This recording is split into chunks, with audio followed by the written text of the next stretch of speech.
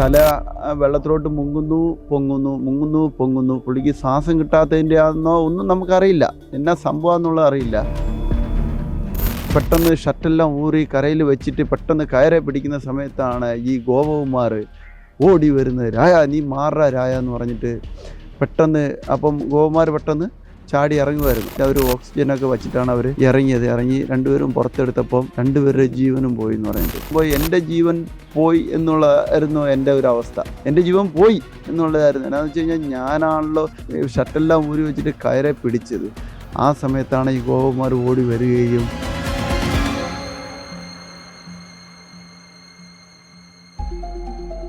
നമസ്കാരം. കഴിഞ്ഞ ദിവസം കിണർ തേകുന്നതിനിടയിൽ 2 യുവാക്കൾ മരണപ്പെട്ട ദാരുണമായ സംഭവം നടന്നു. കോട്ടയം ജില്ലയിലെ എരുമേലിയിലാണ് 2 യുവാക്കളുടെ മരണത്തിനിടയാക്കിയ ദാരുണമായ സംഭവം നടന്നത്. കിണർ തേകുന്നതിനായി ആദ്യം ഒരാൾ ഇറങ്ങുകയും പിന്നെ അയാൾക്ക് ശ്വാസം കിട്ടാതെ പിടയുന്നത് കണ്ട് അയാളെ രക്ഷിക്കുന്നതിന് വേണ്ടി ഇറങ്ങിയ ഒരു ഓട്ടോറിക്ഷ തൊഴിലാളിയുമാണ് മരണപ്പെട്ടത്. കഴിഞ്ഞ ഞായറാഴ്ച 12 മണിയോടെ എരുമേലിക്ക് സമീപമാണ് സംഭവം നടന്നത്. ആദ്യം ഇറങ്ങിയ ആൾക്ക് ശ്വാസം കിട്ടാതെ വരികയും ഓക്സിജൻ്റെ അളവ് ഇല്ലാത്തതിനാൽ ശ്വാസം കിട്ടാതെ വരികയും പിന്നീട് ആ വീട്ടിലെ ഉടമ വിവരം അറിയിച്ചതിനെ തുടർന്ന് സുഹൃത്തു കൂടിയായ ഒരു ഓട്ടോറിക്ഷ തൊഴിലാളി എത്തുകയുമായിരുന്നു. എരുമേലി കൂവപ്പള്ളി സ്വദേശിയായ അനീഷ്, എരുമേലിയിലെ ഓട്ടോറിക്ഷ തൊഴിലാളിയായ ഗോപകുമാർ എന്ന വിളിക്കുന്ന ബിജു എന്നിവരാണ് മരണപ്പെട്ടത്. ഈ സംഭവവുമായി ബന്ധപ്പെട്ട് ആകസ്മികമായ ഒരു സംഭവം നടന്നിരുന്നു. രാജൻ എന്നയാൾ ഈ അപകടത്തിൽ നിന്നും അത്ഭുതകരമായി രക്ഷപ്പെടുകയായിരുന്നു. ഭാഗ്യം കൊണ്ടാണ് തനിക്ക് ജീവൻ തിരിച്ചു കിട്ടിയത് എന്ന് രാജൻ പറയുന്നു. അതേപറ്റി രാജനോട് തന്നെ നമുക്ക് ചോദിക്കാം, എന്താണ് സംഭവിച്ചത് എന്ന് ചോദിക്കാം. ഈ സംഭവ സമയത്ത് അവിടെ ഉണ്ടായിരുന്നല്ലേ? ഈ ചേട്ടന് എൻ്റെ കടയുടെ തൊട്ട് മുൻവശത്താണ്.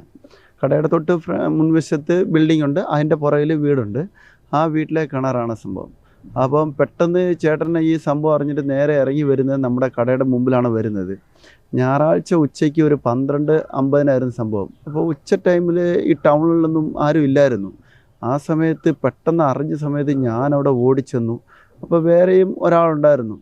അപ്പോൾ ഈ സമയത്ത് നമ്മൾ ആ താഴെ ഈ അനീഷ് എന്ന് പറയുന്ന ഒരു ചേട്ടൻ ഈ ജീവന് വേണ്ടി പോരാടുന്നു. ജീവൻ എന്ന് പറഞ്ഞാൽ വെള്ളം ഇങ്ങനെ തല വെള്ളത്തിലോട്ട് മുങ്ങുന്നു പൊങ്ങുന്നു, മുങ്ങുന്നു പൊങ്ങുന്നു. പുള്ളിക്ക് ശ്വാസം കിട്ടാത്തതിൻ്റെ ആണെന്നോ ഒന്നും നമുക്കറിയില്ല, എന്നാ സംഭവം എന്നുള്ളത് അറിയില്ല. അപ്പം ഞാൻ പെട്ടെന്ന് വിചാരിച്ചത് എന്നാന്ന് വെച്ച് കഴിഞ്ഞാൽ ആ തലയൊന്ന് ആ വെള്ളത്തിൽ നിന്നൊന്ന് പൊക്കി വെച്ചാൽ ആ ജീവനൊന്ന് രക്ഷിക്കാൻ പറ്റുമല്ലോ.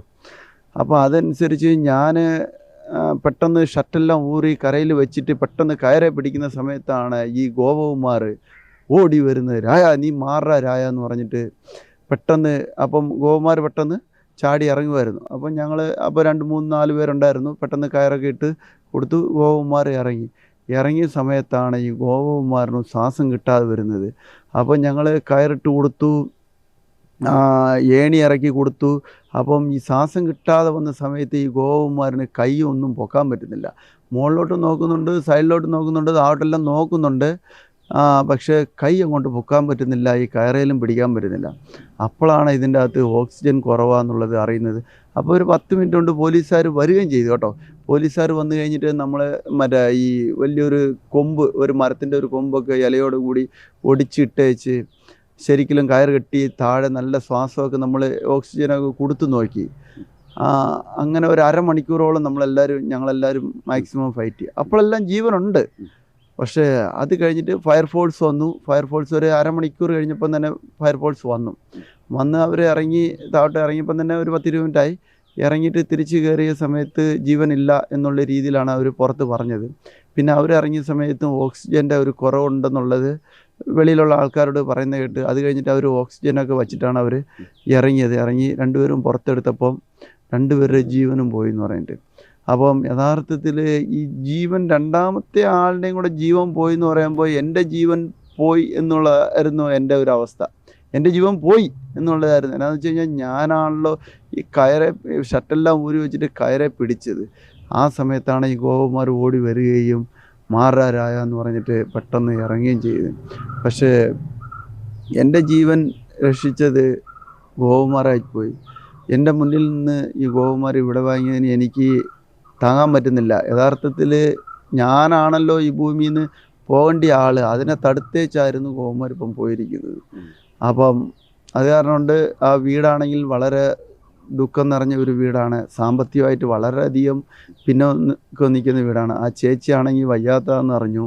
ആ ചെറുക്കനാണെങ്കിൽ +2 പഠിക്കുന്നു, നന്നായിട്ട് പഠിക്കുന്ന ഒരു അങ്ങനെ ചെറുക്കനാണെന്ന് അറിഞ്ഞു. അപ്പം അതെല്ലാം അറിഞ്ഞപ്പം തന്നെ നമുക്ക് ആ വീടിന് ഇപ്പം ഞാൻ എന്തായാലും എൻ്റെ ജീവനോടെ ഞാൻ ഉണ്ട്, എനിക്കിനി സമ്പാദിക്കാം. എനിക്ക് അത്യാവശ്യം ബിസിനസ്സുണ്ട്, അത്യാവശ്യം വരുമാനമുണ്ട്. അപ്പം ഞാനിനി ഈ ജീവനോടുണ്ട്. അപ്പം എനിക്ക് പെട്ടെന്ന് തന്നെ ഓർത്തു, ഞാൻ പോയിരുന്നെങ്കിൽ എൻ്റെ വീട്ടിൽ എൻ്റെ ഭാര്യ, എൻ്റെ മക്കൾ, എൻ്റെ കുടുംബത്തിനൊക്കെ ഞാൻ എല്ലാവർക്കും ഒരു കൈത്താങ്ങായിട്ടായിരുന്നു ഇപ്പം ഞാൻ മുന്നോട്ട് പോയിക്കൊണ്ടിരിക്കുന്നത്. ഇതെല്ലാം സ്തംഭിച്ചു പോയേനെ. അപ്പം ഞാനുള്ളതുകൊണ്ട് ഇനി ഞാൻ ആ കുടുംബത്തിനെയും ചെറുക്കൻ്റെ +2 മുതൽ ഇനി മുന്നോട്ട് അവന് എന്താണോ അവൻ ആഗ്രഹിക്കുന്നത്, അത് എന്താണെങ്കിലും എനിക്കത് ഒരു വിഷയമേ അല്ല.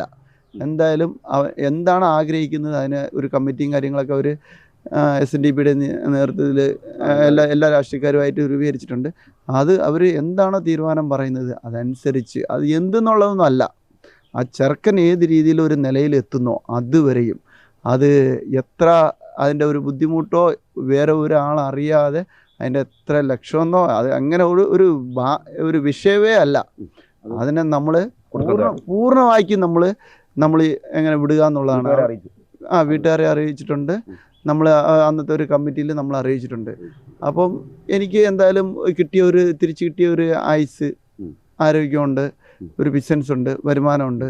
അപ്പം എനിക്ക് നല്ല രീതിക്ക് തന്നെ എനിക്ക് ആ കുട്ടിയും കൂടെ എൻ്റെ മക്കളെ നോക്കുന്നതിനെക്കാട്ടിലും കൂടുതൽ നന്നായിട്ട് എനിക്ക് ആ കുട്ടിയും കൂടെ നോക്കണം. എന്ന് വെച്ചാൽ എൻ്റെ ജീവൻ ഇപ്പം ഞാനുണ്ടല്ലോ, എൻ്റെ മക്കൾക്ക് അച്ഛനെന്ന് വിളിക്കാനും എൻ്റെ ഭാര്യയ്ക്ക് ഭർത്താവ് എന്നുള്ള നിലയിൽ ഞാനുണ്ടല്ലോ. അല്ല ഞാൻ അന്നേരം ഞാൻ പറഞ്ഞു ഇന്നാണ് സംഭവം എന്ന് പറഞ്ഞു. അപ്പം പൂർണ്ണമായിട്ട് പറയാതെ തന്നെ ഞാൻ അവിടെ പോയി കിടന്ന സമയത്ത് ഞാൻ ഈ ഭൂമിയിൽ ഇല്ല എന്നുള്ള രീതിയിലായിപ്പോയി. എന്നാ വെച്ചാൽ എൻ്റെ ജീവൻ പോയിട്ട് എല്ലാവരും ആംബുലൻസിന് കൊണ്ടുപോകുന്നു, മോർച്ചറി വെച്ച് 2 കാലും കൈയും കെട്ടി മറ്റേ മോർച്ചറി കൊണ്ടുവയ്ക്കുന്നു.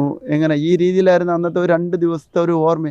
പിറ്റേ ദിവസം വരുന്നു, കുറേ പേര് കൂടുന്നു, ദയിപ്പിക്കുന്നു, ഇവിടെ ദയിപ്പിക്കണം, അവിടെ ദയിപ്പിക്കണം, ഇങ്ങനെയുള്ള ഈ പല ചിന്തയിൽ കൂടി മാനസികമായിട്ട് തരിപ്പണമായിട്ടായിരുന്നു നമ്മൾ 2 ദിവസം കടന്നു പോയത്.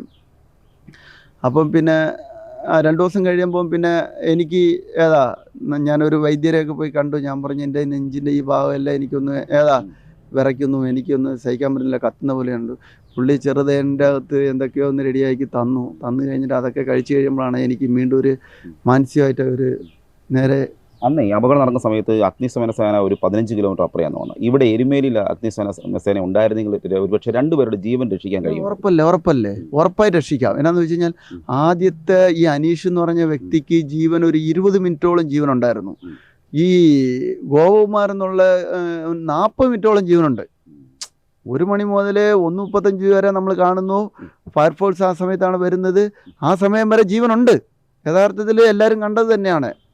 ആ സമയം വരെ ഉണ്ട്. അത് കഴിഞ്ഞിട്ടാണ് പ്രതികരിക്കുക, സംസാരിക്കുന്നൊന്നുമില്ല. ഈ വെള്ളത്തിനുള്ളിൽ ഇവിടെ കിടക്കുകയാണ്, സംസാരിക്കാൻ പറ്റുന്നില്ല, അനങ്ങുന്നുണ്ട്, നോക്കുന്നു, അങ്ങോട്ട് തിരിയുന്നു, ഇങ്ങോട്ട് തിരിയുന്നു, എല്ലാം നോക്കുന്നുണ്ട്. നമ്മൾ മോളിൽ നിന്നുകൊണ്ട് എന്താണ് ചെയ്യുന്നതെന്നെല്ലാം ഈ താഴെ നിന്നിട്ട് നോക്കുന്നുണ്ട്. അപ്പം ഈ അഗ്നിശമന ഫയർഫോഴ്സ് ഈ തൊട്ടടുത്തുണ്ടായിരുന്ന ഈ 2 ജീവന് രക്ഷപ്പെടുത്തായിരുന്നു. എന്നുവെച്ചാൽ അത്ര സമയത്തോളം ഇവർക്ക് ജീവൻ ഉണ്ടായിരുന്നു. അതുകൊണ്ട് അത് അത്യാവശ്യമായിട്ട് അവരുടെ ഒരു കുറവുകൊണ്ട് തന്നെയാണ്. പോലീസുകാർ വന്നു കേട്ടോ. പോലീസുകാർ 10 മിനിറ്റ് കൊണ്ട് തന്നെ പോലീസുകാർ എത്തി ഫാനൊക്കെ ഇറക്കി കൊടുത്തു. നമ്മളിതൊക്കെ ചെയ്തു. അവരും വളരെ ചെയ്തു നോക്കി, പക്ഷെ രക്ഷപ്പെടുത്താൻ പറ്റിയില്ല. ശരിക്കും ഈ 2 യുവാക്കളെയും രക്ഷപ്പെടുത്തുന്നതിന് വേണ്ടി നാട്ടുകാരും ഫയർഫോഴ്സും ഒക്കെ ശ്രമിച്ചെങ്കിലും ഈ 2 പേരുടെയും ജീവൻ പൊലിയുകയായിരുന്നു. ദാരുണമായ ഒരു സംഭവം തന്നെയാണ് ഇവിടെ ഉണ്ടായത്. ഇപ്പോൾ രാജൻ പറയുന്നത് തന്നെ മരണത്തിൽ നിന്നും തട്ടി മാറ്റിക്കൊണ്ടാണ് ഗോപകുമാർ എന്ന് വിളിക്കുന്ന ബിജു കിണറ്റിലേക്ക് ഇറങ്ങിയത്. അങ്ങനെ ബിജുവും മരണത്തിലേക്ക് കീഴടങ്ങുകയായിരുന്നു. രാജൻ ഇപ്പോഴും അത് വിശ്വസിക്കാൻ കഴിയുന്നില്ല. താനായിരുന്നു മരണം കൈവരിക്കേണ്ടത്, താനാണ് മരിക്കേണ്ടത് എന്ന് രാജൻ ഇപ്പോഴും കരുതുന്നുണ്ട്. ഏതായാലും ഇപ്പോൾ അദ്ദേഹം ചെയ്തിരിക്കുന്നത് ഈ ബിജുവിൻ്റെ കുടുംബം 2 മക്കളുള്ളതിൽ ഒരു മകൻ മരണപ്പെട്ടതാണ്. ഇപ്പോൾ +2 വിദ്യാർത്ഥിയായ ഒരു മകനാണ്. ആ മകൻ്റെ വിദ്യാഭ്യാസ ചെലവ് പൂർണ്ണമായും താൻ ഏറ്റെടുത്തു കൊള്ളാമെന്നാണ് അദ്ദേഹം ഇപ്പോൾ മാധ്യമങ്ങളോടും അവരുടെ കുടുംബത്തോടും ഒക്കെ രാജൻ പറഞ്ഞിരിക്കുന്നത്. ഏതായാലും 2 യുവാക്കളുടെ മരണം സംഭവിച്ച അതിദാരുണമായ സംഭവമാണ്. എരുമേലിയിൽ അഗ്നിശമന സേന യൂണിറ്റ് ആരംഭിച്ചു. ശബരിമല തീർത്ഥാടന കേന്ദ്രത്തിൻ്റെ പ്രധാന സ്ഥലം കൂടിയാണ് എരുമേലി. അവിടെ അഗ്നിശമന സേന യൂണിറ്റ് ഉൾപ്പെടെ സംവിധാനങ്ങൾ ഉൾപ്പെടെ ജീവനക്കാർ ഉൾപ്പെടെ അനുവദിച്ചതാണ്. എന്നാൽ സ്ഥല സൗകര്യമില്ലാത്തതിൻ്റെ പേരിൽ അത് ഇപ്പോൾ പ്രതിസന്ധിയിലായിരിക്കുകയാണ്. അത് പ്രവർത്തനരഹിതമായി മാറിയിരിക്കുകയാണ്. ജനങ്ങളും ആവശ്യപ്പെടുന്നത് എത്രയും വേഗം ഇവിടെ ഒരു അഗ്നിശമന സേന യൂണിറ്റ് ആരംഭിക്കണം. ഇതുപോലെ മനുഷ്യരുടെ ജീവന് വില നൽകണമെന്നാണ് നാട്ടുകാർ ഒന്നടങ്കം ആവശ്യപ്പെടുന്നത്. Cameraman ജിതിനൊപ്പം CR Sam, Marunadan Malayali, Kottayam.